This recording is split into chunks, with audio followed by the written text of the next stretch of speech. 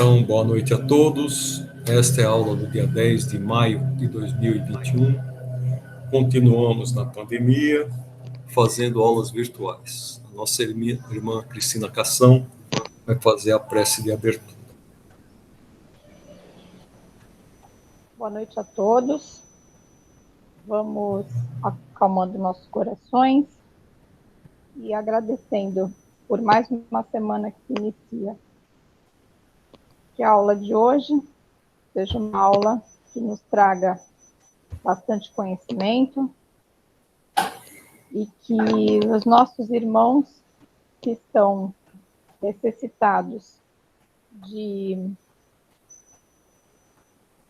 consolo, de afeto, sejam amparados pela espiritualidade. Assim seja. Pai nosso que estais no céu, santificado seja o vosso nome, venha a nós o vosso reino, seja feita a vossa vontade, assim na terra como no céu. O pão nosso de cada dia nos dai hoje, perdoai as nossas ofensas, assim como nós perdoamos a quem nos tem ofendido. Não nos deixeis cair em tentação, mas livrai-nos de todo mal, que assim seja, graças a Deus, graças a Jesus. Que assim seja. Eu abri o Evangelho, no capítulo Bem-aventurados, os que são mansos e cordatos. Capítulo 11. Caiu no item 5. Reconciliar-se com seus adversários. Acho que já caiu isso aqui, inclusive, na semana passada, né? Reconcilia-te o mais cedo com teu adversário, enquanto estás a caminho com ele, a fim de que teu adversário não te entregue ao juiz, e que o juiz não te entregue ao ministro da justiça, e que não sejas aprisionado. Eu te digo em verdade, não sairás de lá até que tenhas pago o último centimo. Mateus. Na prática do perdão e na do bem em geral, mais do que um efeito moral, há também um efeito material. A morte, já se sabe, não nos livra dos nossos inimigos. Os espíritos vingativos muitas vezes perseguem além do túmulo, através do seu ódio, àqueles contra quem conservam o rancor. Por isso o provérbio que diz, morto o cão, morto o veneno. É falso quando aplicado ao homem.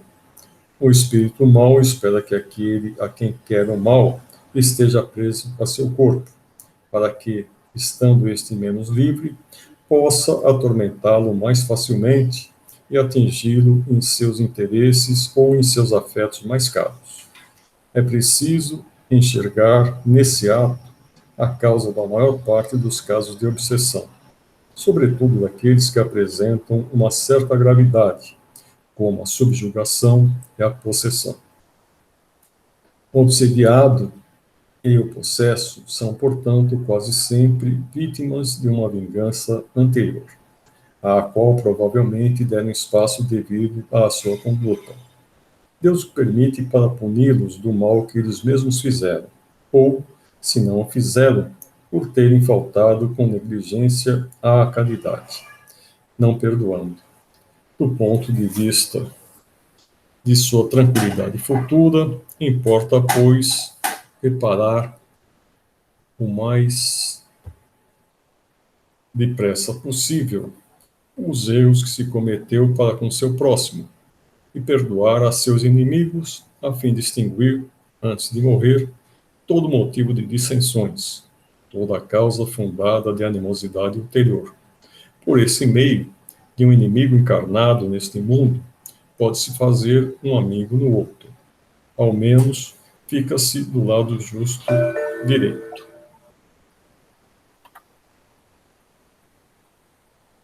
Do lado do justo direito. E Deus não deixa o que perdoou servir de alvo à vingança.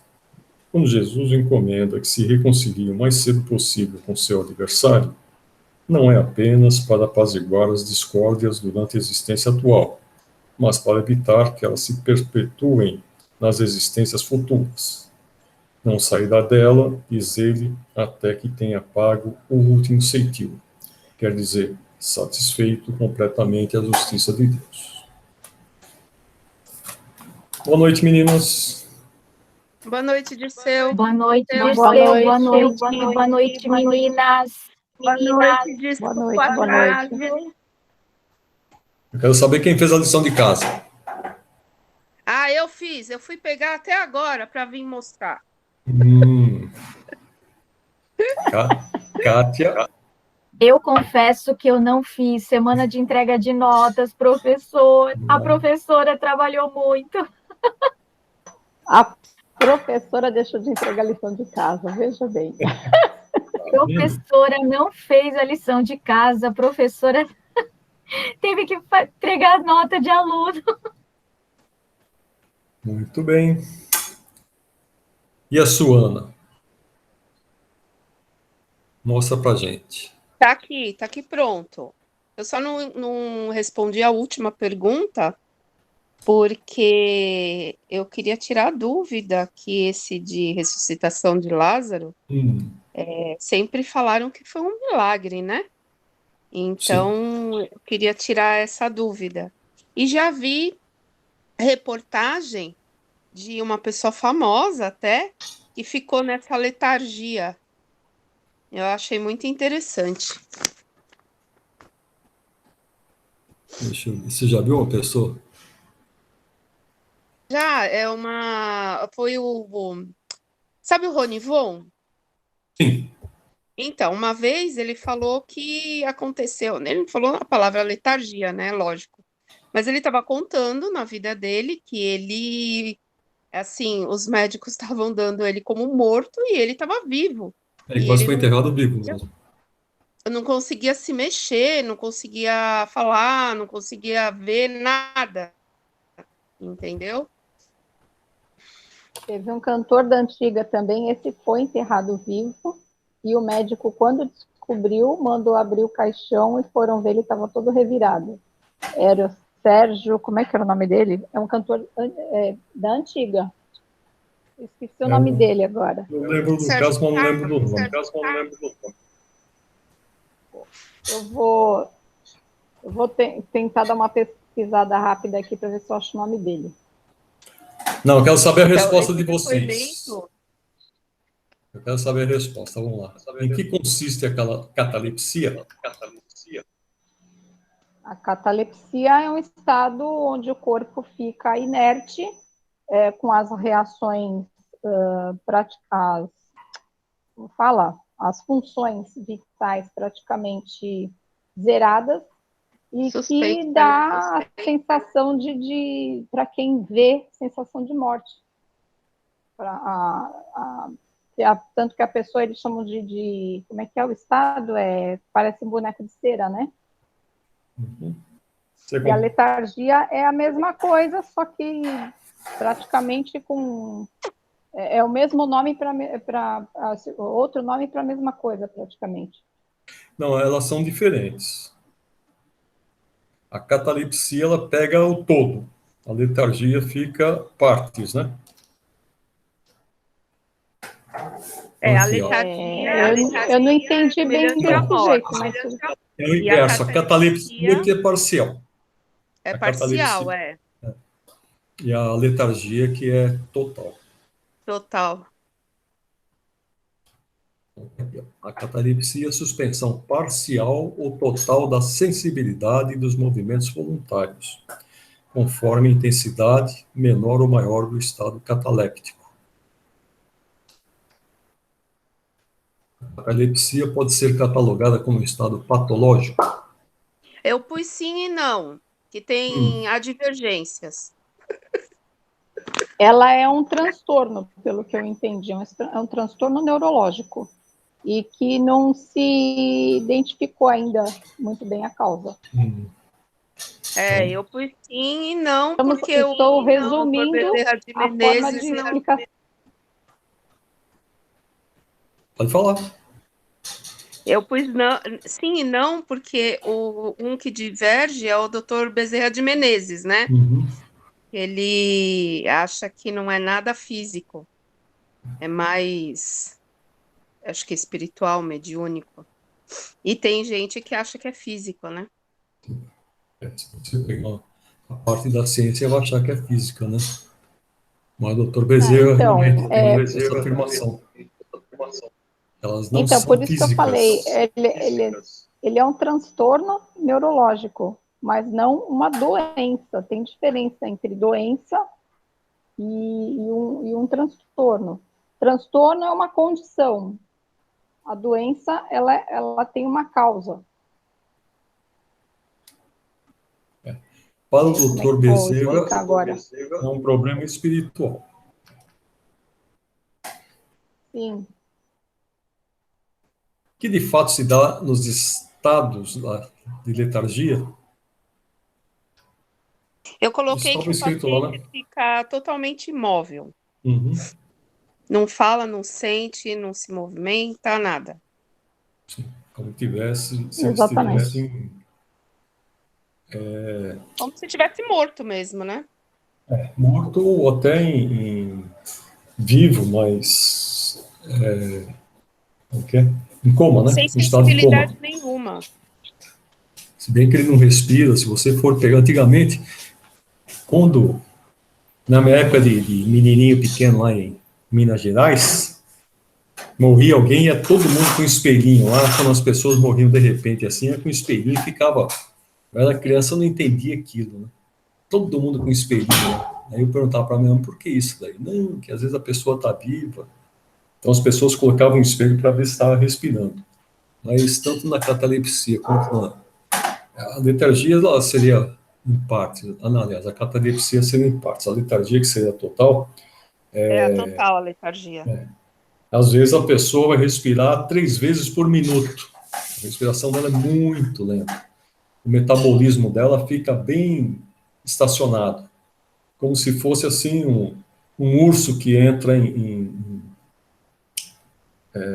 quando ele hiberna, né? O metabolismo dele quase zero. E bem antigamente, né, Dirceu? Eu não lembro que século, mas as pessoas eram enterradas e tinha um sino do lado de fora. E alguma coisa ligava a mão do defunto, entendeu? É Eu que não lembro. Eu já ouvi falar nisso. Para ver se a pessoa não estava viva, balançava o sino. é que provavelmente eles não fossem enterrados, né? Eles fossem colocados na campa, mas só com alguma coisa por cima do caixão. Era para não passar o cheiro. Então, poderia ter até essa comunicação, né? O cantor que eu queria lembrar chama Sérgio Cardoso. Como? Eu já ouvi falar também desse Sérgio Cardoso. Sérgio Cardoso é do. Não, ele teve uma novela muito. Eram 6. Teve uma novela muito famosa com ele. 1970. Pelo que eu vi aqui, 1970.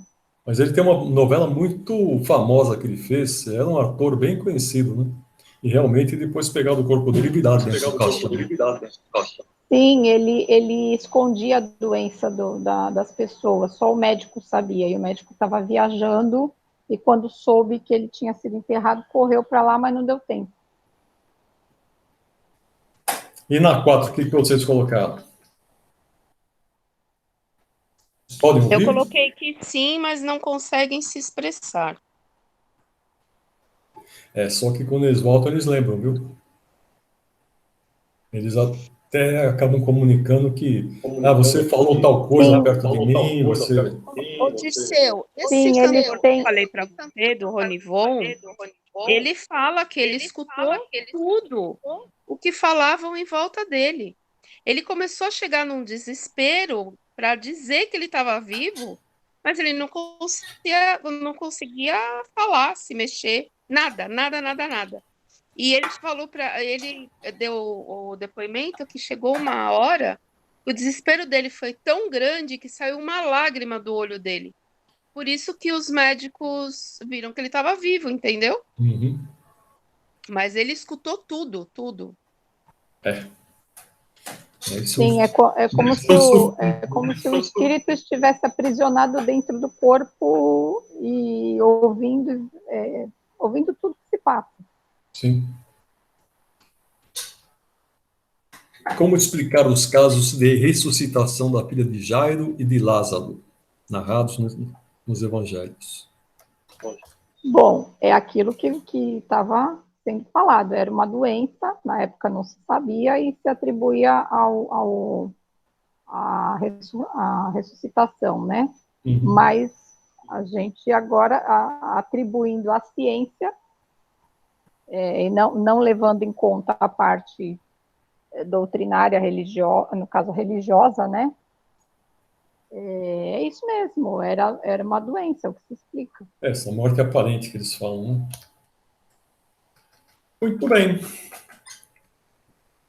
Então, para quem fez o trabalho, vou dar nota 100. Para quem não fez, vai ficar 100. Kátia, você se lascou, Quem não fez, Kátia. fica 100. Tudo bem? Hein, professora? Ela tá com a câmera fechada. É. Ela não tá aí não, Kátia? Fugiu, hein? Olha lá o que os alunos fazem, tá vendo? É a mesma coisa. Tô conseguindo sair daqui. Fica parecendo uma sessão espírita mesmo, né? Kátia, você está aí, fale oi. Fulano, Quem fala você isso tá é aí. o professor de matemática, é que fala isso, que às vezes parece que está dando aula para uma sessão espírita. Parece uma sessão espírita. Realmente tem muita gente quando chega na matemática se cala, some. Bom, o livro dos Espíritos ele fala muito pouco a respeito tanto da letargia quanto da catalepsia, né? Então vamos seguir aqui, ó. Os letárgicos e os catalépticos, em geral, veem e ouvem o que em derredor se diz e faz, sem que possam exprimir que estão vendo e ouvindo. É pelos olhos e pelos ouvidos que tem essas percepções. Quem é que está querendo entrar agora que eu não estou conseguindo sair daqui? Então, Não tem como deixar disponível, Dirceu? eu não sei, eu vou precisar dar uma olhada Aberto? nesse programa aqui. Tem, eu sei que tem sim, porque tem professores que os alunos entram, a sala já está aberta. Mas Tem que saber como é o recurso. será que é o Meet ou é aquele Google Class? Não, é o Meet. É o Meet? Bom, é no Google Class, mas é pelo Meet. O meu não sei por que. Deixa eu mudar aqui, ver se é isso. Agora fecha, tá. Permitir. Quem que é? A Lucimeire aí. A Lucimeire chegou atrasada. Lu, cadê ela?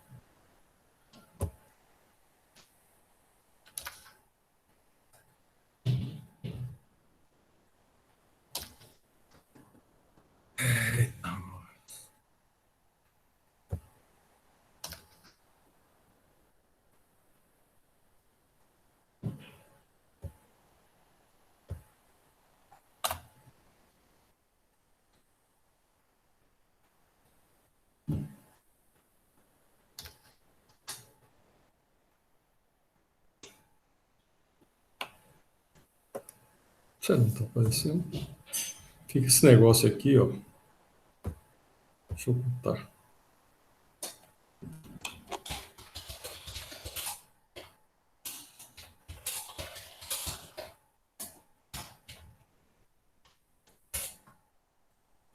Vamos ver se ela entra. Bom, vamos seguir.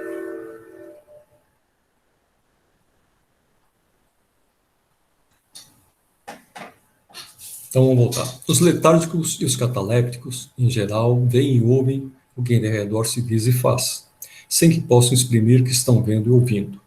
É pelos olhos e pelos ouvidos que têm essas percepções? Não, pelo espírito. O espírito tem consciência de si, mas não pode comunicar-se. Realmente o espírito ele não precisa nem dos olhos, nem dos ouvidos, né? O espírito ele capta como um todo. Então o espírito pode estar captando a mensagem enquanto o corpo está com as suas atividades ali todas travadas, né? Aí o Kardec pergunta, por quê? Porque a isso se opõe o estado do corpo.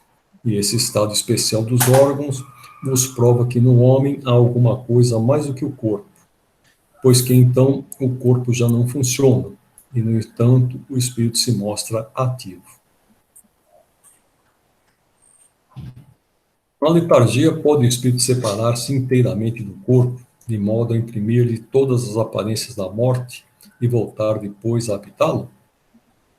Na letargia o corpo não está morto, porquanto há funções que continuam a executar-se, embora a gente às vezes nem perceba, né?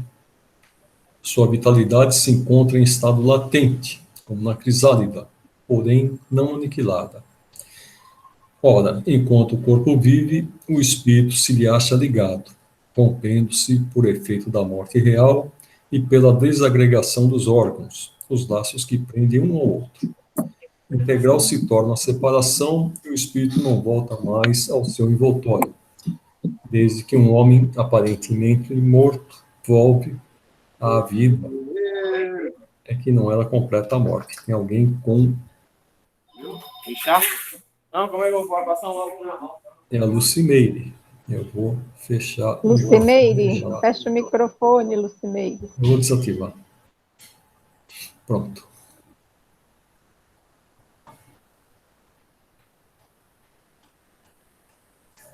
Por meio de cuidados dispensados a tempo, podem reatar-se laços prestes a se desfazerem e restituir-se à vida num ser que definitivamente morreria se não fosse socorrido? Sem dúvida, e todos os dias temos a prova disso.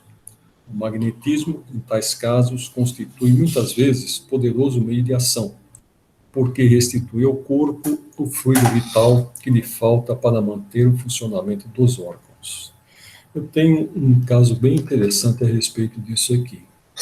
Eu frequentava uma casa em São Paulo e tinha uma criança com leucemia que estava fazendo tratamento nessa casa. Então a gente vivia dando passe nessa criança. A criança passava mal, a avó chamava, sempre alguém lá dava um passe, não sei o quê, e a criança acabava se recompondo. Até que um dia eu lembro até hoje, eu estava em Porto Ferreira.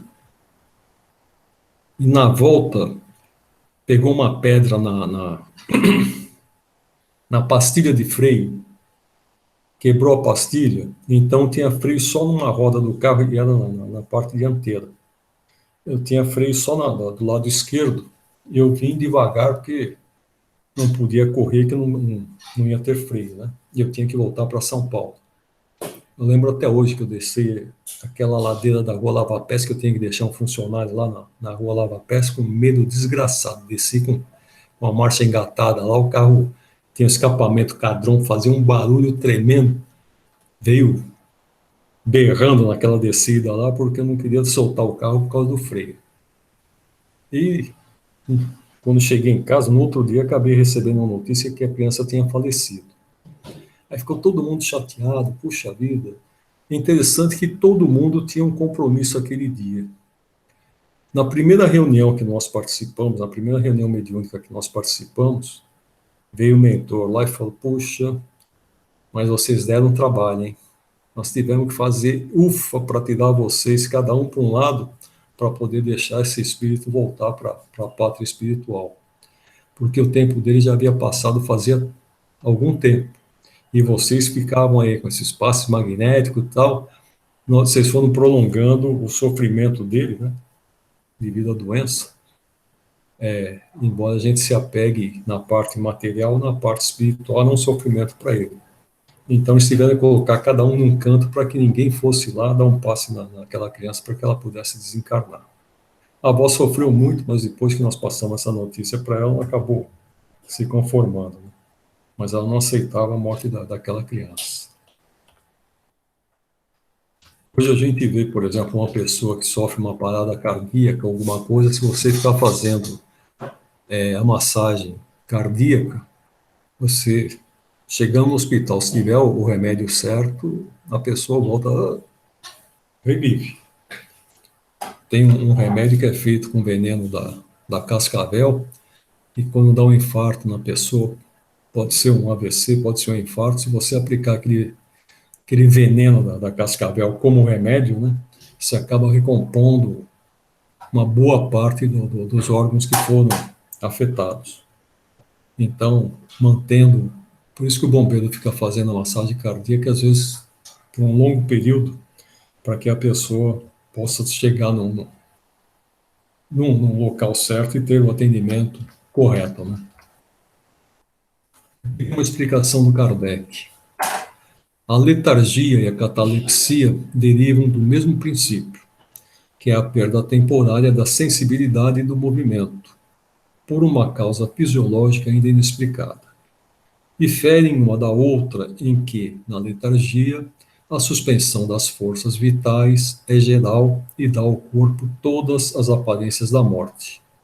Na catalepsia, fica localizada, podendo atingir uma parte mais ou menos extensa do corpo, de sorte a permitir que a inteligência se manifeste livremente, o que a torna inconfundível com a morte. A letargia é sempre natural, a catalepsia por vezes espontânea, mas pode ser provocada e suprimida artificialmente pela ação magnética. Então, Kardec estudou muito essa parte do magnetismo. Eu nunca vi se aplicar um passe magnético, né, e conseguir fazer com que aquela região fique, a pessoa não sinta a região. Nunca vi algo desse tipo. Mas, na época dele, era capaz até que acontecesse. Tudo bem? Eu fiquei com uma dúvida aqui agora. Abre. Cadê o outro? Oi, tudo bem? Tudo bem, Lúcia. E você? Só para falar um oizinho para vocês. Ah, é? Deu brecha, você já está... Na hora que eu entrei, o telefone tocou para atender aqui, aí não deu para completar. Deu brecha. Oi, boa noite, Lucineire. Oi, boa noite, tudo bem? Está bem? Não vejo. Eu acho que ficou o contrário naquela resposta, né? Sonambulismo e a letargia. Depois eu vou dar uma olhada nisso daí. Sonambulismo. Eu acredito que na época de Kardec, o sonambulismo aqui não é aquele só que a gente conhece, né? O que é o sonambulismo para a gente? São aquelas pessoas que durante a noite levantam, fazem algumas coisas, voltam para a cama, e se você perguntar alguma coisa, no dia seguinte elas não lembram de nada. Esse é o mais comum que a gente conhece. Eu acredito que o Kardec tenha dado o nome de sonambulismo ao transe mediúnico. É o que nós vamos ver a seguir. Depois vocês respondam se vocês concordam com essa colocação ou não. Tudo bem? O sonambulismo, Ok. O sonambulismo natural tem alguma relação com sonhos? Como explicá-lo? É um estado de independência do espírito, mais completo do que no sonho. Estado em que maior amplitude adquirem suas faculdades. A alma tem então percepções de que não dispõe no sonho, que é um estado de sonambulismo imperfeito. No sonambulismo, o espírito está na posse plena de si mesmo. Os órgãos materiais, achando-se de certa forma em estado de catalepsia, então é parcial, né? Deixam de receber as impressões exteriores. Esse estado se apresenta principalmente durante o sono, ocasião em que o espírito pode abandonar provisoriamente o corpo, por se encontrar este gozando de repouso indispensável à matéria. Quando se produzem os fatos do sonambulismo, é que o espírito, Preocupado com uma coisa ou outra, se aplica uma ação qualquer para cuja prática necessita de utilizar-se o corpo. Certo, então, deste, como se serve de uma mesa ou de outro objeto material no fenômeno das manifestações físicas, ou mesmo como se utiliza da mão do médium nas comunicações escritas. Nos sonhos de que se tem consciência, os órgãos, inclusive os da memória, começam a despertar. Recebem imperfeitamente as impressões produzidas por objetos ou causas externas e as comunicam ao espírito. Então, também em repouso, só experimenta o que lhe é transmitido. Sensações confusas e a miúde desordenadas, sem nenhuma aparente razão de ser. Mescladas que se apresentam de vagas recordações, quer da existência atual, quer de anteriores.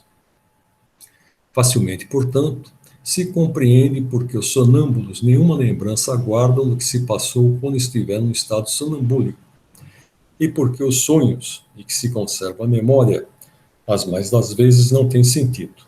Digo, as mais das vezes, porque também sucede serem a consequência de lembrança exata de acontecimentos de uma vida anterior, e até não raro, uma espécie de intuição do futuro.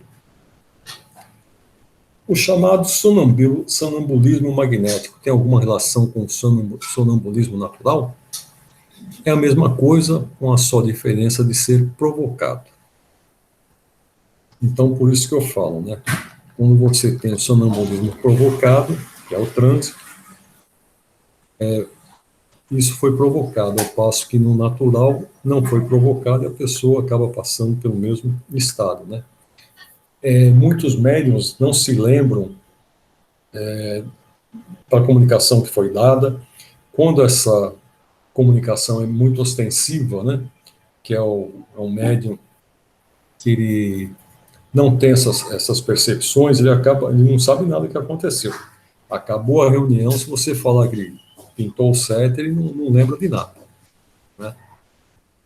Ao passo que hoje é uma mediunidade inconsciente. Isso é muito raro. A maior parte das comunicações mediúnicas, elas são conscientes. Então, o médium lembra muitas coisas que aconteceram. Pode não lembrar 100% do que aconteceu, do que falou, do que escreveu, coisas desse tipo.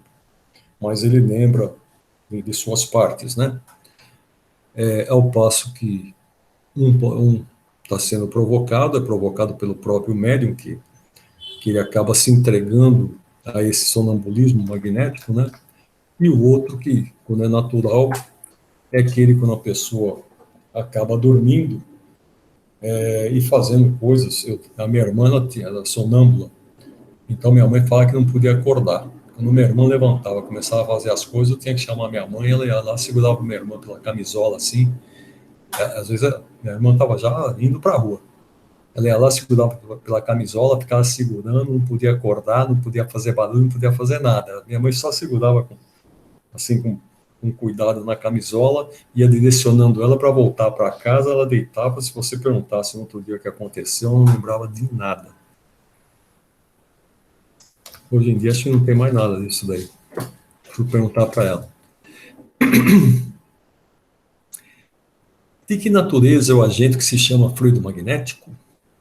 Fluido vital, eletricidade animalizada, que são modificações do fluido universal. Qual a causa da clarividência sonambúlica? Já o dissemos, é a alma que se vê. Então, o que é isso aqui? Quando a pessoa entra em transe, que é um transe provocado, vamos dizer assim, ela guarda, porque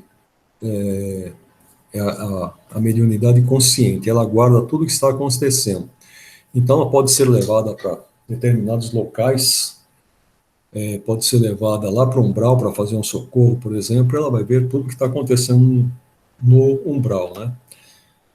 A maior parte das pessoas que tem essa clarividência aqui não gostam do que vem. A gente acha que quando a gente tem vidência ou clarividência, a gente pode... que a gente não vai estar suscetível a isso, né? A maioria dos médicos que eu conheço que tem vidência, eles acabam não suportando a vidência porque você vê o que quer e principalmente você vai ver o que não quer. E tem muitas coisas que acontecem no mundo espiritual que a gente não gosta de ver. O meu tio falava isso, ele era vidente. Né? E ele falava que às vezes ele via cada coisa que ele fechava o olho, abaixava a cabeça, E porque não adianta que continua era. vendo, né? Ele podia Mas ele fazer o que nunca queria, comentou o que ele via, entendeu? mas isso não adianta. O que ele quiser fazer, ele pode pôr a mão, ele pode baixar a cabeça, pode fazer o que quiser, que ele vai continuar vendo. Entendeu? É, eu sei. Mas ele falou que aí tem coisas que eram horríveis de Sim. se ver. É que como a gente está eu não sei se eu comentei com vocês sobre os 7 céus, né? Na realidade, não são 7 céus, são 7 camadas que tem espirituais aqui da Terra. Então começa abaixo do nível que nós estamos, tem um nível, eu não lembro, o nome se é trevoso, mas abaixo do nível aqui da crosta existem 2 níveis abaixo. Um é trevoso, o outro eu não lembro o nome. No nível que nós estamos aqui da crosta é umbral. Até eu estou fazendo curso com o Gilberto fala que tem um umbral baixo, um umbral médio e um umbral alto, né? Então, umbral alto é onde está a colônia espiritual, o nosso lar. E aqui no umbral baixo, nós estamos lendo o livro Missionários da Luz, que fala desses contatos, né? Aqui a gente vai ver espíritos bem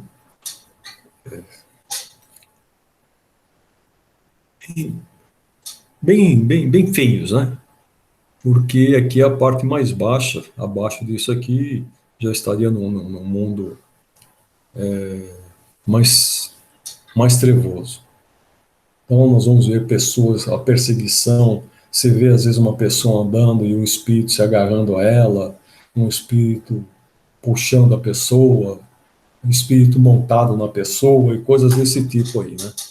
Então são coisas que, para quem tem evidência que vai começar a ver esse tipo de coisa aí, tem muita coisa que vai ver que realmente não vai gostar. A avó de uma amiga dizia que para ter evidência é preciso muito equilíbrio. Sim. Porque realmente é que nem você falou, se vê coisas pavorosas, né? Vê coisas Eu boas, acho, ao mesmo tempo coisas pavorosas. as maiores problemas que eu tive com o médium foi quem tinha clarividência, principalmente. Médiums com vidência, tinha uma médium, ela, na sessão mediúnica, ela escrevia tudo o que estava acontecendo. E é interessante, quando a filha dela, que já havia desencarnado, vinha, eu percebi a filha, né? Eu tenho vamos dizer que é percepção. Eu sei que quem está ali, consigo identificar, mas não consigo ver perfeitamente, é muito escuro, né? A filha dela, quando se aproximava nas reuniões, eu percebia que a filha estava presente e ela não percebia. A filha tinha que se esconder para ela, porque se ela visse a filha, acabava a reunião. Ela já ia começar a chorar e ia dar um trabalho desgraçado. Teve um dia que apareceu um espírito lá, ele tinha um corpinho pequeno, mas um cabeção, ele ficava soprando fogo e ela ficava vendo aquilo, a mulher, nossa, ela deu um trabalho naquela reunião tremendo. Até que nós conseguimos doutrinar esse espírito, tinha que doutrinar ela e o espírito, né? Tivemos que colocar 2 pessoas segurando essa mulher ali e ficar doutrinando o espírito que estava comunicando com um outro médium e ficava fazendo peripécia para ela lá e ela morrendo de medo e falando para a gente, ele está soprando fogo, ele está fazendo isso, ele está fazendo aquilo. Então, tivemos que tirar essa mulher da nossa reunião porque, infelizmente, ela não ajudava, ela estava atrapalhando mais do que ajudando. Então, a pessoa, para trabalhar na mesa mediúnica, tem que ter muito controle. E também, ali na mesa, às vezes normalmente você não vê nada, quando chegar uma mesa mediúnica de acordo com o trânsito que você tem, você vai ver muita coisa ali. Se tiver medo, vai dar trabalho. Então, como pode o sonâmbulo ver? Que curso é esse que você está fazendo? Não entendi, pode falar. Desculpa. Que curso é esse que você está fazendo com o Gilberto? Mensageiros da Luz. É o livro do André Luiz, Missionários da Luz. Tá bom. É de quinta-feira. Então, vamos lá. Não há corpos opacos, senão para os vossos grosseiros órgãos. Já precedentemente não dissemos que a matéria nenhum obstáculo oferece ao espírito, que livremente atravessa? Frequentemente ouvis o sonâmbulo dizer que vê pela fronte, pelo punho, etc. Porque, achando-vos inteiramente presos à matéria, não compreendeis que lhe seja possível ver sem auxílio dos órgãos. Ele próprio, pelo desejo que manifestais, julga precisar dos órgãos. Então, realmente, ele vai descrever é o espírito que está dentro, né? O espírito não precisa dos órgãos que a gente tem. Então, para ele fazer, às vezes ele não consegue fazer uma associação correta, ele vai dizer que ele está vendo pela fronte, pelo punho, etc. Realmente eu vejo pela fronte. Se, porém, o deixasseis livre, compreenderia que vê por todas as partes do seu corpo, ou melhor falando, que vê de fora do seu corpo. Realmente é isso, né? Porque a gente não tem mais a barreira material. Para o espírito, dependendo do adiantamento que ele tem, não existe barreira material nenhuma. Ele passa todas, não tem nada que possa afetá-lo. Mas para isso a gente precisa ter uma elevação muito grande, né? O espírito puro não tem nada que o detenha. Então ele não sofre com calor, ele não sofre com frio, ele não sofre com material, por mais denso que seja, ele consegue ultrapassar tudo, nada é barreira para ele. Pois que a sua clarividência é a da sua alma ou de seu espírito, porque o sonâmbulo não vê tudo e tantas vezes se engana? Primeiramente, aos espíritos imperfeitos não é dado verem tudo e tudo saberem. Não ignoras que ainda partilham dos vossos erros e prejuízos? Depois, quando unidos à matéria, não gozam de todas as suas faculdades de espírito. Deus outorgou ao homem a faculdade sonambúlica para fim útil e sério, não para que se informe do que não deva saber. Eis porque os sonâmbulos nem tudo podem dizer e nem tudo podem ver, né? Realmente, se naquela época de Kardec, um espírito começasse a ver essa parte aqui do umbral que a gente está, começasse a descrever, o espiritismo não teria muito futuro, não. Ele estaria relegado a ter uma vida bastante curta. Acho que só por isso, devido a isso, né, que só após 70 anos praticamente que veio Chico Xavier começar a escrever. O Chico até não traz muito essas imagens, vai trazer, quem traz é o André Luiz, e isso vai acontecer em 1940, mais ou menos, né? Que começa a ter uma certa descrição, mas não tão como existem algumas hoje aí que falam até coisas às vezes que não deviam, né? Qual a origem das ideias inatas do sonâmbulo e como pode falar com exatidão de coisas que ignora quando desperto, de coisas que estão mesmo acima de sua capacidade intelectual? É que o sonâmbulo possui mais conhecimentos do que os que lhe supõem. Apenas tais conhecimentos dormitam, porque, por demasiado imperfeito, seu invólucro corporal não lhe consentem rememorá-lo. Que é, afinal, um sonâmbulo? Espírito como nós, e que se encontra encarnado na matéria para cumprir a sua missão. Despertando dessa letargia, quando cai em estado sonambúlico. Já temos dito repetidamente que vivemos muitas vezes. Essa mudança é que, ao sonâmbulo, como a qualquer espírito, ocasiona a perda material do que haja apreendido ou em precedente existência. Entrando no estado que chamas crise, lembra-se do que sabe, mas sempre de modo incompleto. Sabe, mas não poderia dizer de onde lhe vem o que sabe, nem como possui os conhecimentos que revela. Passada a crise, toda a recordação se apaga e ele volve à obscuridade. Realmente ele pode ter o conhecimento, mas que nessa existência esse conhecimento esteja restrito. Então ele deve estar passando por uma outra experiência e não vai recolher os conhecimentos que ele tenha. Quando ele está livre da parte material, ele acaba lembrando dessas coisas que ele já sabe. Ou nós vamos ver, acho que mais aqui para frente, que às vezes ele não sabe, ele pergunta a outros. Mostra a experiência que os sonâmbulos também recebem. Olha, mostra a experiência que os sonâmbulos também recebem comunicações de outros espíritos, que lhes transmitem o que devam dizer, e supram a incapacidade que denotam. Isto se verifica principalmente nas prescrições médicas. O espírito do sonâmbulo vê o mal, outro lhe indica o remédio. Provavelmente o médico, né? Essa dupla ação é, às vezes, patente e se revela, além disso, por essas expressões muito frequentes. Dizem-me que diga, ou proíbe-me que diga tal coisa. Neste último caso, há sempre perigo em insistir-se por uma revelação negada, porque se dá aso a que intervêm espíritos levianos que falam de tudo sem escrúpulo e sem se importarem com a verdade. Então, se um espírito que tem uma posição mais elevada disse para que ele não revelar, se as pessoas começam a queimar, pode ser que um outro espírito inferior venha e comece a falar coisas que baboseiras, né? Coisas que não tem nada a ver com aquilo que você está perguntando. Às vezes pega até pelo pensamento da pessoa, o que a pessoa quer saber, e começa a fantasiar em cima da resposta da pessoa.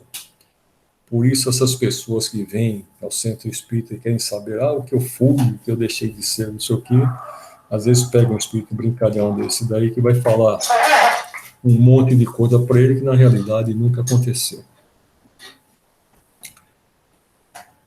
Como se explica a visão à distância entre certos sonâmbulos? Durante o sono, a alma não se transporta. O mesmo se dá no sonambulismo. Então, não existe distância, né? O espírito pode se deslocar através do pensamento. O desenvolvimento maior ou menor da clarividência sonambúlica depende da organização física ou só da natureza do espírito encarnado? De uma e outra. Há disposições físicas que permitem ao espírito desprender-se mais ou menos facilmente da matéria. As faculdades de que goza o sonâmbulo são as que tem o espírito depois da morte? Somente até certo ponto, pois cumpre se atenda à influência da matéria a que ainda se acha ligado. Nós já comentamos que o espírito encarnado ele tem aquele cordão prateado, né, cordão umbilical que o liga ao corpo físico. Então, por mais que ele queira, ele fica ligado a essa matéria, ele não tem uma liberdade plena, né? Ele tem uma liberdade consentida, que é um pouco diferente de uma liberdade plena. Pode o sonâmbulo ver os outros espíritos? A maioria deles os vê muito bem, dependendo do grau e da natureza da lucidez de cada um. É muito comum, porém, não perceberem no primeiro momento que estão vendo espíritos, e os tomarem por seres corpóreos. Isso acontece principalmente aos que, nada conhecendo do espiritismo, ainda não compreendem a essência dos espíritos. O fato os espanta e fala supor que tem diante da vista seres terrenos. O mesmo se dá com os que, tendo morrido, ainda se julgam vivos. Nenhuma alteração notando ao seu derredor e parecendo-lhes que os espíritos têm corpos iguais aos nossos. tomam por corpos mais reais os corpos aparentes com que os mesmos espíritos se lhes apresentam. O sonâmbulo que vê, à distância, vê do ponto em que se acha o seu corpo ou do em que está sua alma? Por que esta pergunta? Desde que sabe ser a alma quem vê e não o corpo. Então aqui já deu dica para ele não continuar, né? Pois que se dá nos fenômenos sonambúlicos é que a alma se transporta, como pode o sonâmbulo experimentar no corpo as sensações do frio e do calor existentes no lugar onde se acha sua alma, muitas vezes bem distante do seu invólucro? A alma, em tais casos, não tem deixado inteiramente o corpo. Conserva-se presa pelo laço que os liga e que então desempenha o papel de condutor das sensações. Quando duas pessoas se comunicam de uma cidade para outra, por meio da eletricidade, esta constitui o laço que desliga os pensamentos. Daí vêm os que confabulam como se estivessem uma ao lado da outra. O uso que um sonâmbulo faz da sua faculdade influi no estado do seu espírito depois da morte? Muito, como o bom ou mau uso que o homem faz de todas as faculdades com que Deus o dotou. Então, isso é o que nós tínhamos sobre o sonambulismo, né? Agora nós vamos passar para um outro ponto que se chama êxtase. Que diferença há entre o êxtase e o sonambulismo? O êxtase é um sonambulismo mais apurado. A alma do estático ainda é mais independente.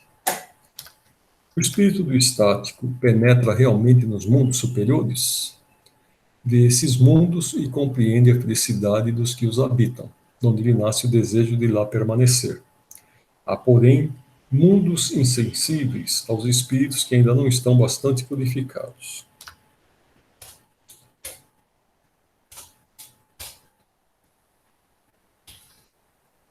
Quando o estático manifesta o desejo de deixar a Terra, fala sinceramente? Não retém o instinto de conservação? Isso depende do grau de purificação do espírito.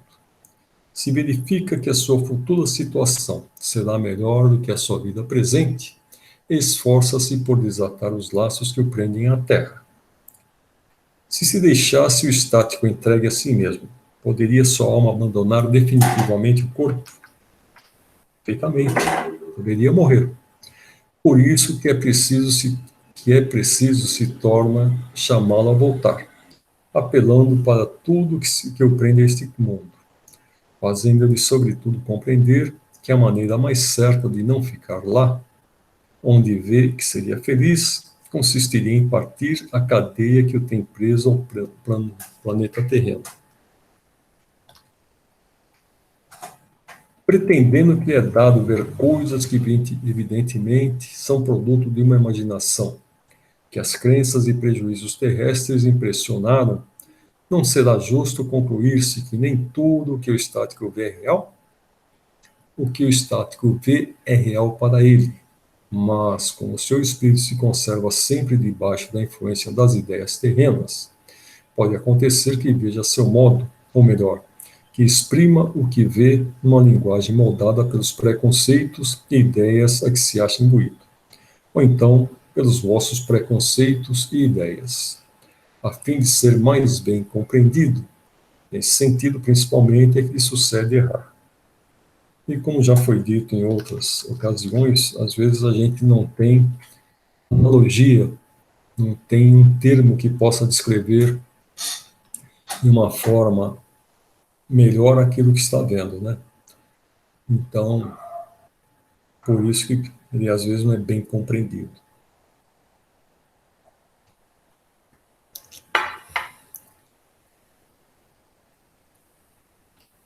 Que confiança se pode depositar nas revelações dos estáticos? O estático está sujeito a enganar-se muito frequentemente, sobretudo quando pretende penetrar no que deva continuar a ser mistério para o homem, porque então se deixa levar pela corrente das suas próprias ideias, ou se torna joguete de espíritos mistificadores que se aproveitam da sua exaltação para fasciná-lo. Que deduções se podem tirar dos fenômenos do sonambulismo e do êxtase? Não constituirão uma espécie de iniciação na vida futura? A bem dizer, mediante esses fenômenos, o homem entrevê a vida passada e a vida futura. Estude-os e achará aclaramento de mais de um mistério, que a sua razão inutilmente procura devassar. Kardec devia empenhar muito, né? Aí eles falam, continue estudando, vai procurar. Poderiam tais fenômenos adequar-se às ideias materialistas? Aquele que os estudar de boa fé e sem prevenções não poderá ser materialista nem ateu. Terá que acreditar em um Deus, num ente superior, né? Dupla vista. O fenômeno a que se dá a designação de dupla vista tem alguma relação com o sonho e o sonambulismo? Tudo isso é uma coisa só. É uma só coisa, né? O que se chama dupla vista é ainda resultado da libertação do espírito, sem que o corpo seja adormecido. A dupla vista ou segunda vista é a vista da alma. É permanente a segunda vista? A verdade é, o exercício não. Nos mundos menos materiais do que o vosso, os espíritos se desprendem mais facilmente e se põem em comunicação apenas pelo pensamento, sem que, todavia, fique abolida a linguagem articulada. Por isso mesmo, em tais mundos, a dupla vista é faculdade permanente para a maioria de seus habitantes, cujo estado normal se pode comparar ao de vossos sonâmbulos lúcidos. Essa também é a razão por que esses espíritos se vos manifestam com maior facilidade do que os encarnados em corpos mais grosseiros. Então, se a gente estivesse num mundo menos material, num mundo mais adiantado, a gente teria a vista dupla e provavelmente a comunicação por telepatia, né? Embora exista a linguagem articulada, a gente poderia ter esse tipo de comunicação somente através dos pensamentos. A segunda vista aparece espontaneamente ou por efeito da vontade de quem a possui como faculdade? As mais das vezes é espontânea, porém a vontade também desempenha com grande frequência importante papel no seu aparecimento. Toma, por exemplo, de umas dessas pessoas a quem se dá o nome de leitoras de Boinaditia, algumas das quais dispõem desta faculdade, e verás que é com auxílio da própria vontade que se colocam no estado de terem a dupla vista e o que chamas visão. A dupla vista é suscetível de desenvolver-se pelo exercício? Sim. Do trabalho sempre resulta o progresso e a dissipação do véu que encobre as coisas. Esta faculdade tem qualquer ligação com a organização física? Incontestavelmente. O organismo influi para a sua existência. Há organismos que lhe são refratários. Por que a segunda vista parece hereditária em algumas famílias? Por semelhança da organização que se transmite com as outras qualidades físicas. Depois, a faculdade se desenvolve por uma espécie de educação, que também se transmite de um ao outro. É exato que certas circunstâncias desenvolvem a segunda vista? A moléstia, a proximidade do perigo, uma grande comoção podem desenvolvê-la. O corpo, às vezes, vem achar-se num estado especial que faculta ao espírito ver o que não podeis ver com os olhos carnais. Nas épocas de crise e de calamidades, as grandes emoções, todas as causas, enfim, de superexcitação do moral provocam um não raro desenvolvimento da dupla vista. Parece que a providência, quando um perigo nos ameaça, nos dá um meio de conjurá-la. Todas as seitas e partidos perseguidos oferecem múltiplos exemplos desse fato. Eu queria fazer uma observação aqui. Eu pergunto se a dupla vista é suscetível de desenvolver-se pelo exercício.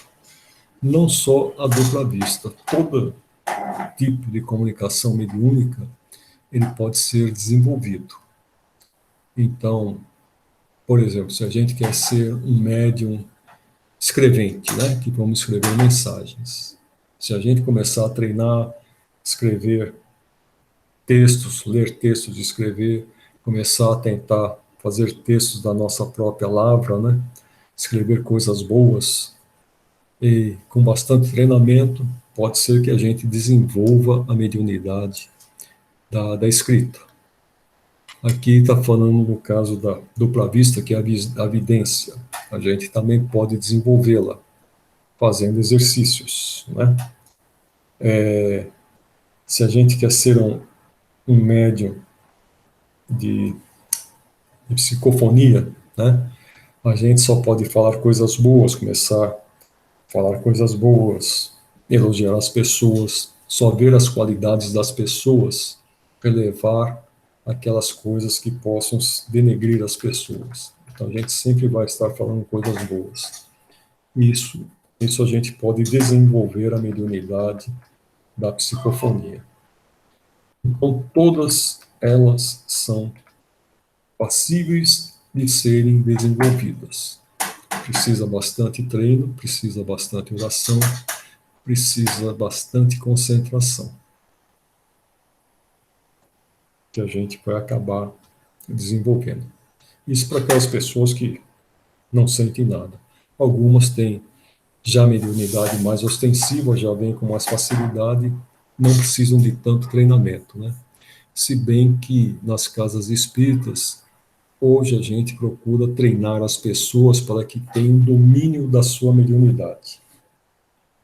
Eu, há uns 2 ou 3 anos, um pouco mais, eu estava estudando ali no Semente e fizemos um primeiro ano. Quando fomos passar para o segundo ano, juntaram-se as classes, né? E eu falei uma coisa, que o pessoal estava falando de Umbanda, uma série de coisas, a gente ia fazer aquele curso sem. Eu fiz um comentário que eu achava que no kardexismo, os médiums, eles eram treinados para terem domínio da sua mediunidade, ao passo que na Umbanda eles eram dominados pelos espíritos. E teve um monte de gente ali, várias pessoas que acabaram não gostando dessa minha colocação e contrapondo uma série de coisas, né? Mas pelo que eu conheço de Umbanda, pelo que eu conheço de kardexismo, né? Já frequentei os dois. Na Umbanda, geralmente, a não ser que tenha mudado. Se bem que faz 50 anos que eu não vou na Umbanda. A não ser que tenha mudado muito. Mas na época que eu frequentei a Umbanda, os espíritos dominavam os médiuns, né? Era muito comum o médium chegar, eu saí de casa para ir na Vila Margarida, e eu fui parar na Zona Noroeste, lá em Santos, né? Que o espírito acabava levando a pessoa lá para fazer alguma coisa. Eu tinha uma empregada, ela era doméstica em casa, e ela era médium. Então, frequentei um banda com ela. Quando ia numa mata lá, ela recebia um caboclo, e é impressionante. Esse caboclo sempre achava uma cobra e punha no pescoço. Ficava com aquela cobra o tempo inteiro no pescoço. E quando ia embora, largava aquela cobra no pescoço dela, fazia um escândalo desgraçado. Mas era só ela receber aquele caboclo, ele pôr o pé no mato e achava uma cobra. E ficava aquela cobra, não fazia nada, ficava quietinha ali, enrolada no pescoço. Mas quando ia embora, essa mulher fazia um escândalo tremendo. Então, o que eu conheço da Umbanda foram esses médiuns aí, esses trabalhos que a gente, quando ia para a mata, ia para fazer trabalho em prol do bem de determinadas pessoas. Se bem que às vezes a gente pensa no bem de uma pessoa, pode estar fazendo mal para uma outra, né? Nem tudo aquilo que é bem para a gente é bom para todo mundo. Cadê?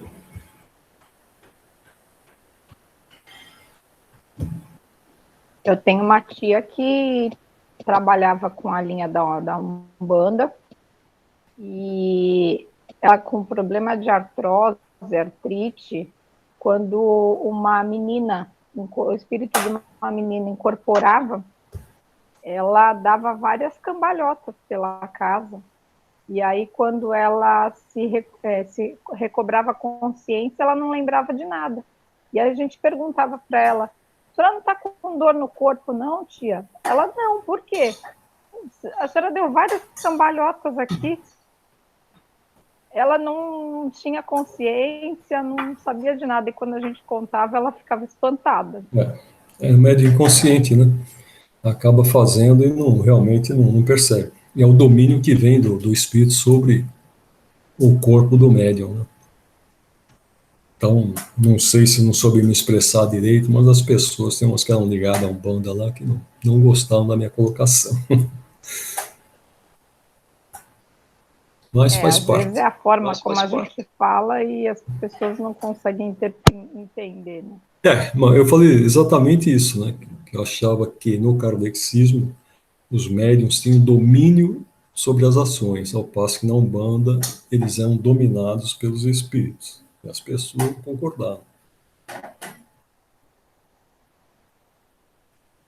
Então lá, as pessoas dotadas de dupla vista sempre têm consciência de que a possuem? Nem sempre. Consideram isso coisa perfeitamente natural e muitos creem que se cada um observasse o que se passa consigo, todos veriam que são como eles. Tem pessoas que às vezes nem é o caso do Divaldo, né? O Divaldo nunca sabia se era espírito ou se era encarnado que se aproximava lá. Eu não conseguia distinguir. Eu dei muita risada com uma cena do filme. Que dependia da mulher. Quando ele começa a trabalhar, dependia da mulher para dizer se era vivo ou morto. É interessante. Eu estava fazendo uma analogia em relação a Chico Xavier e ao Divaldo Pereira Franco, né? O Chico, ele escreveu 400 livros, ele tinha essa comunicação dos espíritos para os entes queridos, aquelas cartas, né? É um tipo de mediunidade consoladora, um tipo de mediunidade mais amorosa, vamos dizer assim. Ao passo que o Divaldo, uma vez tem um amigo meu que é médium, que inclusive é escritor, que recebe também a Joana de Ângeles. Ele falou que o Divaldo é doutrinado e doutrinador. Até ele citou um caso do Divaldo que aconteceu no Paraná. Ele foi numa cidade do interior do Paraná fazer daqueles seus eventos, né? E quando acabou o evento, o pessoal resolveu ir para um restaurante. Ele foi também, ficou lá comendo com o pessoal, não sei o quê. E aí a hora já estava adiantada, já era quase de madrugada. A pessoa que havia levado o Divaldo para a cidade, a pessoa que era o contato, falou: vamos que amanhã cedo você tem uma entrevista com a televisão. Eu falei: bom, não, amanhã cedo você vai ter uma entrevista com a televisão, eu marquei para você. Ele falou: não, você devia ter me avisado, porque se você tivesse me avisado, eu não estaria aqui. Eu teria me recolhido para estar preparado amanhã. Amanhã eu não vou dar essa entrevista. E não foi dar entrevista porque a pessoa não usou o canal correto, né? Tanto assim que o Divaldo, ele tem, em cada estado, ele tem uma pessoa que é sempre quem cuida da agenda dele, que é a pessoa que marca todas as coisas que ele vai fazer, justamente para não incorrer nesse tipo de desentendimento, né? Mas é uma outra mediunidade, uma mediunidade mais de ensino, né? Uma mediunidade de esclarecimento. E o Chico era uma mediunidade de escrita, que as obras dele também são de esclarecimento, mas uma mediunidade mais consoladora, né? Divaldo não faz tanto esse trabalho como o Chico faz, embora ele faça trabalhos como esse, mas o Chico era direto esse tipo de trabalho, ao passo que Divaldo é mais palestras, né?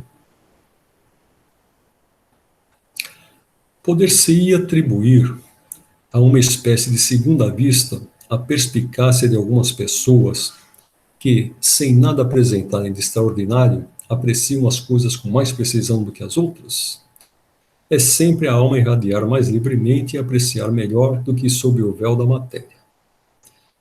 Pode essa faculdade, em alguns casos, dar a presciência das coisas? Pode. Também dá os pressentimentos, pois que muitos são os graus em que ela existe, sendo possível que no mesmo indivíduo existem todos os graus, ou em alguns somente.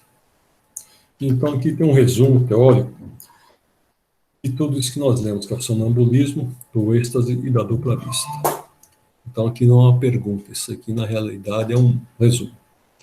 Os fenômenos do sonambulismo natural se produzem espontaneamente e independem de qualquer causa exterior conhecida.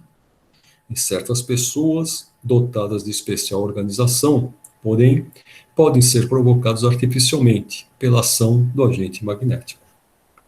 O estado que se designa pelo nome de sonambulismo magnético apenas difere do sonambulismo natural, em que um é provocado enquanto o outro é espontâneo. O sonambulismo natural constitui fato notório, que ninguém mais se lembra de pôr em dúvida, não obstante o aspecto maravilhoso dos fenômenos a que se dá lugar. Por que seria então mais extraordinário e irracional o sonambulismo magnético? Apenas por produzir-se artificialmente, como tantas outras coisas. Os charlatães o exploram, dizem, razão a mais para que não lhes seja deixado nas mãos. Quando a ciência se houver apropriado dele, muito menos crédito terão charlatães junto às massas populares. Enquanto isso não se verifica, como no sonambulismo, natural ou artificial, é um fato. E como contra fatos não há raciocínio possível, vai ele ganhando terreno, apesar da má vontade de alguns, no seio da própria ciência, no qual penetra por uma imensidade de portinhas. Em vez de entrar pela porta larga, quando lá estiver totalmente, terão que aceitá-lo sem contestação. Para o Espiritismo, o sonambulismo é mais do que um fenômeno psicológico. É uma luz projetada sobre a psicologia. É aí que se pode estudar a alma, porque é onde esta se mostra a descoberto. Ora, um dos fenômenos que a caracterizam é o da clarividência independente dos órgãos ordinários da vista. Fundam-se os que contestam este fato em que o sonâmbulo nem sempre vê, e a vontade do experimentador, como com os olhos, será de admirar que difiram os efeitos quando diferentes são os meios? Será racional que se pretenda obter os mesmos efeitos quando há e quando não há o instrumento? A alma tem suas propriedades como os olhos têm as suas. Compre julgá-las em si mesmas e não por analogia.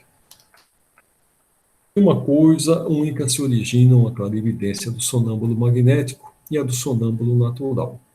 É um atributo da alma, uma faculdade inerente a todas as partes do ser incorpóreo, que existe em nós e cujos limites não são outros senão os assinados à própria alma. O sonâmbulo vê em todos os lugares em que sua alma possa transportar-se, qualquer que seja a longitude. No caso de visão à distância, o sonâmbulo não vê as coisas de onde está o seu corpo, como por meio de um telescópio. Vê-as presentes, como se achasse no lugar onde elas existem, porque sua alma, em realidade, lá está. Por isso é que seu corpo fica como que aniquilado e privado de sensação, até que a alma volte a habitá-lo novamente.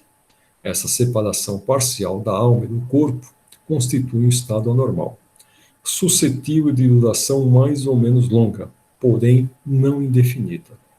Daí a fadiga que o corpo experimenta após certo tempo, mormente quando aquela se entrega a um trabalho ativo. A vista da alma do espírito não é circunscrita e não tem sede determinada. Eis porque os sonâmbulos não lhes podem marcar órgão especial. Vêm porque vêm, sem saberem o motivo, nem o modo, uma vez que, para eles, na condição de espíritos, a vista carece de foco próprio. Se reportam ao corpo, esse foco lhes parece estar nos centros em que maior é a atividade vital. Principalmente no cérebro, na região do epigastro, ou no órgão que consideram o ponto de ligação mais forte entre o espírito e o corpo. O poder da lucidez sonambúlica não é limitado. O espírito, mesmo quando completamente livre, tem restringido seus conhecimentos e faculdades, conforme o grau de perfeição que haja alcançado. Ainda mais restringidos os tem quando ligado à matéria, a cuja influência está sujeito. É o que motiva não ser universal nem infalível a clarividência sonambúlica, e tanto menos se pode contar com a sua infalibilidade, quanto mais desviada seja do fim visado pela natureza e transformada em objeto de curiosidade e de experimentação. No estado de desprendimento em que fica colocado, o espírito do sonâmbulo entra em comunicação mais fácil com os outros espíritos encarnados ou não encarnados. Comunicação que se estabelece pelo contato dos fluidos, que compõem os perispíritos e servem de transmissão ao pensamento, como fio elétrico. O sonâmbulo não precisa, portanto, que se lhe exprimam os pensamentos por meio da palavra articulada. Ele os sente e adivinha. É o que o torna eminentemente impressionável e sujeito às influências da atmosfera moral que o envolve. Essa também é a razão por que uma assistência muito numerosa e a presença de curiosos mais ou menos malevolentes lhe prejudicam de modo essencial o desenvolvimento das faculdades que, por assim dizer, se contraem, só se desdobrando com toda a liberdade no meio íntimo ou simpático. A presença de pessoas mal intencionadas ou antipáticas lhe produz efeito idêntico ao do contato da mão na sensitiva. O sonâmbulo vê, ao mesmo tempo, o seu próprio espírito e o seu corpo, os quais constituem, por assim dizer, dois seres que lhe representam a dupla existência corpórea e espiritual. Existência que, entretanto, se confundem mediante os laços que as unem. Nem sempre o sonâmbulo se apercebe de tal situação, e essa dualidade faz com que muitas vezes fale de si como se falasse de outra pessoa. É que ora é o ser corpóreo que fala ao ser espiritual, ora é este que fala àquele. Em cada uma de suas existências corporais, o espírito adquire um acréscimo de conhecimentos e de experiência. Esquece-os parcialmente, quando encarnado em matéria por demais grosseira, porém dele se recorda com o espírito. Assim que certos sonâmbulos revelam conhecimentos acima do grau de instrução que possuem e mesmo superiores às suas aparentes capacidades intelectuais. Portanto, na inferioridade intelectual e científica do sonâmbulo, quando desperto, nada se pode inferir com relação aos conhecimentos que porventura revele no estado de lucidez.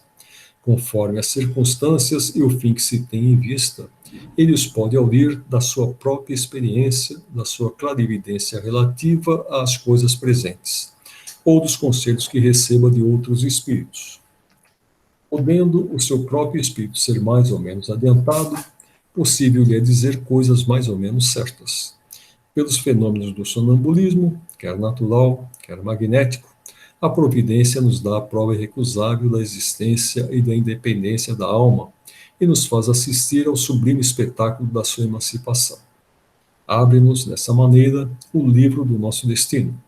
Quando o sonâmbulo descreve o que se passa à distância, é evidente que vê, mas não com os olhos do corpo. Vê-se a si mesmo e se sente transportado ao lugar onde vê o que descreve.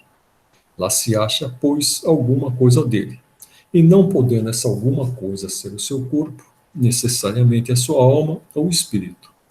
Enquanto o homem se perde nas sutilezas de uma metafísica abstrata e ininteligível, em busca das causas da nossa existência moral, Deus cotidianamente nos põe sob os olhos e ao alcance da mão os mais simples e patentes meios de estudarmos a psicologia experimental. O êxtase é o estado em que a independência da alma, com relação ao corpo, se manifesta de modo mais sensível e se torna, de certa forma, palpável. No sonho e no sonambulismo, o espírito anda em giro pelos mundos terrestres. No êxtase, penetra em um mundo desconhecido, o dos espíritos etéreos, com os quais entra em comunicação, sem que, todavia, lhe seja lícito ultrapassar certos limites, porque se os transpusesse, totalmente se partiriam os laços que o prendem ao corpo. Cercam, então, resplandecente e desusado fulgor, inebriam-no, harmonias que na terra se desconhecem, indefinível bem-estar o invade. Goza antecipadamente da beatitude celeste e bem se pode dizer que pousa em pé no limiar da eternidade. No estado de êxtase, o aniquilamento do corpo é quase completo. Fica-lhe somente, pode-se dizer, a vida orgânica. Sente-se que a alma se lhe acha presa unicamente por um fio, e mais um pequenino esforço quebraria sem remissão. Nesse estado, desaparecem todos os pensamentos terrestres, cedendo lugar ao sentimento apurado, que constitui a essência mesma do nosso ser imaterial. Inteiramente entregue a tão sublime contemplação, o estático encara a vida apenas como paragem momentânea. Considera os bens e os males, as alegrias grosseiras e as misérias desse mundo mais incidentes fúteis de uma viagem, cujo termo tem a dita de avistar. Dá-se com os estáticos o que se dá com os sonâmbulos. Mais ou menos perfeita pode ter a lucidez e o espírito mais ou menos apto a conhecer e compreender as coisas, conforme seja mais ou menos elevado. Muitas vezes, porém, há neles mais excitação do que verdadeira lucidez. Ou melhor, muitas vezes a exaltação lhes prejudica a lucidez. Daí o serem frequentemente suas revelações um misto de verdades e erros, de coisas grandiosas e coisas absurdas, até ridículas. Essa exaltação, que é sempre uma causa de fraqueza, quando o indivíduo não sabe reprimi-la, espíritos inferiores costumam aproveitar-se para dominar o estático, tomando com tal intuito, aos seus olhos, aparências que mais o aferram às ideias que nutre do mundo de vigília. Há nisso um escolho, mas nem todos são assim. Cabe-nos todos julgar friamente e pesar-lhes as revelações na balança da razão. A emancipação da alma se verifica, às vezes, no estado de vigília e produz o fenômeno conhecido pelo nome de segunda vista ou dupla vista, que é a faculdade graças à qual quem a possui vê, ouve e sente além dos limites dos sentidos humanos. Percebe que exista até onde estende a alma a sua ação. Vê, por assim dizer, através da vista ordinária e como por uma espécie de miragem. No momento em que o fenômeno da segunda vista se produz, o estado físico do indivíduo se acha sensivelmente modificado. O olhar apresenta alguma coisa de vago. Ele olha sem ver. Toda a sua fisionomia reflete uma como exaltação. Nota-se que os órgãos visuais se conservam alheios ao fenômeno, pelo fato de a visão persistir, malgrado a oclusão dos olhos. Aos dotados desta faculdade, ela se afigura tão natural como a que todos temos de ver. Consideram-na um atributo de seus próprios seres, que em nada lhes parecem excepcionais. De ordinário, o esquecimento se segue a essa lucidez passageira, cuja lembrança, tornando-se cada vez mais vaga, acaba por desaparecer como a de um sonho. O poder da vista dupla varia, indo desde a sensação confusa até a percepção clara e nítida das coisas presentes ou ausentes. Quando rudimentar, confere a certas pessoas o tato, a perspicácia, uma certa segurança nos atos, a que se pode dar o qualificativo de precisão de golpe de vista moral. Um pouco desenvolvida, desperta os pressentimentos. Mais desenvolvida, mostra os acontecimentos que deram ou estão para dar-se. O sonambulismo natural e artificial, o êxtase e a dupla vista são efeitos vários ou de modalidades diversas de uma mesma coisa. Esses fenômenos, como os sonhos, estão na ordem da natureza. Tal razão porque hão existido em todos os tempos. A história mostra que foram sempre conhecidos e até explorados desde a mais remota antiguidade. E neles se nos depara a explicação de uma imensidade de fatos que os preconceitos fizeram fossem tidos por sobrenaturais. Então é isso daí. Nesse caso aqui, quando eles falam que uma desenvolvida, que ele vai conseguir ver acontecimentos que ainda estão para dar-se, a pessoa, quando tem esse tipo de mediunidade, é uma pessoa que acaba dando muito problema. Porque a gente tem que explicar para ela por que ela está vendo, né? Por que ela tem essa capacidade de ver uma coisa que ainda vai acontecer. Eu sempre disse a eles que é um fato que você não pode mudar. Por que está sendo antecipado, eu não sei. Até hoje eu não encontrei explicação para esse fato, tá? Mas conheci alguns médicos que têm essa capacidade de prever fatos que iriam acontecer, e quando os fatos aconteciam, esses médicos ficavam perguntando, por que eu vi? E realmente eles descreviam, né, uma sessão mediúnica, descreviam alguma coisa achando que fosse passado, e dali, na semana seguinte, ainda aquele fato ia acontecer. Aí você tem que ficar tirando a dúvida da pessoa, ela ficava, mas eu podia ter isso, você não podia nada. É um fato que vai acontecer, você não pode modificar. Por que foi dado a você a capacidade de prever com antecedência? Não sei. Procurei e até hoje não encontrei. Se vocês souberem alguma coisa, me avisem, por favor. Tudo bem? Tudo Alguma bem, pergunta? eu também não sei, nunca ouvi também. Não. A Kátia voltou. Olha, eu vou ser sincera, Dirceu, hoje eu tive que prestar muita atenção no que você estava falando para eu não me atrapalhar, porque hoje eu achei bem denso. É assim, para mim foi uma leitura mais densa e eu tive que me concentrar muito para poder entender as diferenças, sabe? Foi bem... Você sabe que você está falando uma coisa que eu acho que é o ponto mais difícil desse livro. Então, eu senti, eu falei, nossa, ou eu estou muito cansada, ou eu emburreci, ou está muito difícil mesmo, assim, está muito além, eu acho, da minha capacidade de entendimento. Eu acho que eu tenho que ter humildade de reconhecer. Eu achei bem difícil, por isso que eu fiquei quietinha. Você sabe o que acontece, Kátia? É que eles são muito parecidos. Eu achei. Para você diferenciar uma coisa da outra, são nuances, né? Sim, Aí, eu percebi. Como é que você vai classificar a pessoa se ela está cataléptica, se ela está letárgica, se ela está em êxtase? A parte do sonambulismo, então, eu falei, meu Deus, eu vou ter que ler de novo, e ler de novo, com calma, ler devagar, parágrafo por parágrafo. Eu acho que você não havia entrado quando comentei que eu acho que o sonambulismo foi uma forma que o Kardec achou para descrever o transe mediúnico. Então, existia o sonambulismo natural, né? E o sonambulismo magnético, que é o provocado, que era o transe mediúnico. Eu falei isso daí no começo. Vocês acham que é isso ou não? Você ouviu quando eu falei isso? Eu não tinha entrado. Eu também acho que se trata de transe mediúnico, sim. Você acha que essa descrição Depois é de para o todo transe ler o texto, sim. Eu acho. A minha conclusão foi essa. Agora, quando você vai me estudar êxtase, catalepsia, letargia, não sei diferenciar um caso do outro. Quer dizer, aqui está claro, né?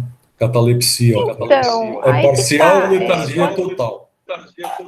Quando a gente tenta explicar esses fenômenos pelo ponto de vista espírita, realmente são nuances, né? Agora, de outras formas, você consegue diferenciar melhor. Sim. Através da ciência. Por exemplo, eu coloquei até naquela pergunta entre se é possível catalogar como doença, eu coloquei um trecho lá, o porquê de ser um transtorno. Porque quando não incorre a um problema de saúde, é considerado um transtorno. Entendeu? Então, aí você tem como explicar na área médica, na área científica, essas diferenças. Agora, na área do espiritismo, é complicado mesmo. Realmente. Muito bem. Quem vai fazer a fechadura? Já que eu fiquei quietinha, eu posso fazer. Ótimo. E ficou sem nota também, viu, Kátia? Olha só, eu estava aqui compenetrada. Hoje eu fiz o papel da aluna quietinha, que quer prestar atenção até na respiração do professor. Olha. Mas na Então você tem não nota. ouviu. Então você não ouviu quando ele te chamou, você não ouviu, então, porque a gente até brincou, falou assim, Ih, parece que você está dando aula para um centro espírita, hein? Ou uma... Porque a porque em aluna alguns está lá momentos a de minha câmera fechada. Em Kátia alguns responde. momentos aqui a minha internet falhou. Em alguns momentos eu perdi a conexão. Tá. Então eu vou repetir o que eu falei naquela hora. Como as duas fizeram o trabalho, eu dei nota 100. E para você ficou 100 nota. Ah! Poxa!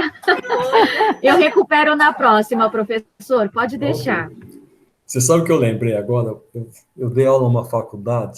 Uma vez eu dei um trabalho para os alunos.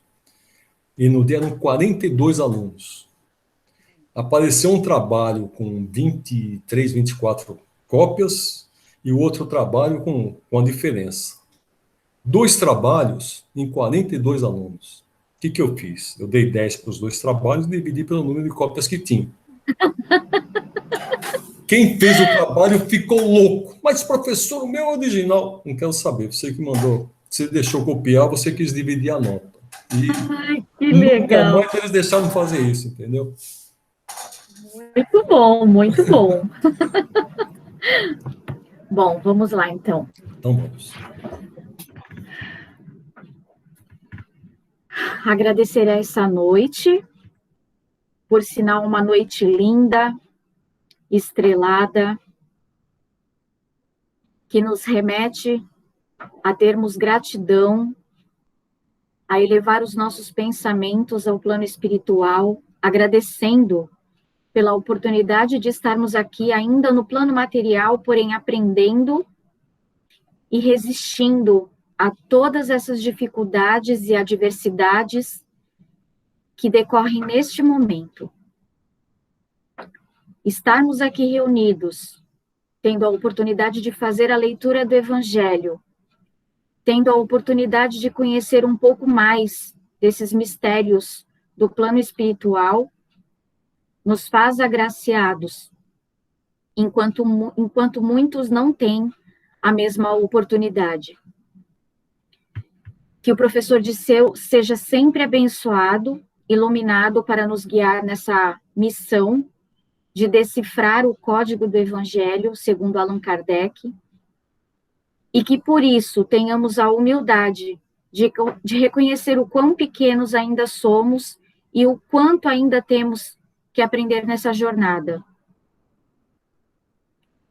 Peço para que o plano espiritual continue cuidando do planeta Terra, intuindo e inspirando médicos, enfermeiros, todas as pessoas ligadas à área da saúde hospitalar, pesquisadores, cientistas, que sejam agraciados e intuídos cada vez mais a descobrirem medicamentos e melhorar a qualidade ou o efeito das vacinas perante essa infeliz doença que nos acomete agora e suas diversidades pelas quais temos passado primeira onda, segunda onda e a tão temida terceira onda que talvez venhamos a enfrentar. O planeta precisa de ajuda, sobretudo também no meio ambiental, que as pessoas tenham mais consciência do consumismo, dos excessos que prejudicam tanto a nossa natureza e o nosso mundo ecológico. Que enquanto seres materiais saibamos aproveitar as benesses de um mundo espiritual ao nosso favor e que a nossa saudade dos que se foram pela Covid-19 ou por outras doenças decorrentes da mesma, recebam o nosso abraço, recebam as nossas boas vibrações, recebam os nossos beijos, nossos entes queridos, nossos amigos, nossos abraços. E eu não poderia deixar de terminar essa noite de dar o nosso a Deus e o nosso muito obrigada ao autor, Paulo Gustavo, que nas minhas memórias afetivas fez muita diferença em momentos alegres comigo e com a minha filha. Que o plano espiritual o tenha recebido, assim como a todas as vítimas da Covid-19, com muito amor e carinho. Amém. Que assim seja. Obrigada, meu Deus. Obrigada, Jesus, nosso irmão. E que na segunda-feira que vem possamos estar aqui novamente, reunidos com muita saúde. Que assim seja, graças a Deus. Que assim seja, e obrigado. Graças a Deus. Gente, boa noite. Boa noite. Até semana que vem. Boa semana para todos. Para vocês também. Até segunda. Até segunda. Tchau, tchau. Uma ótima semana. Obrigada, Boa Dirceu.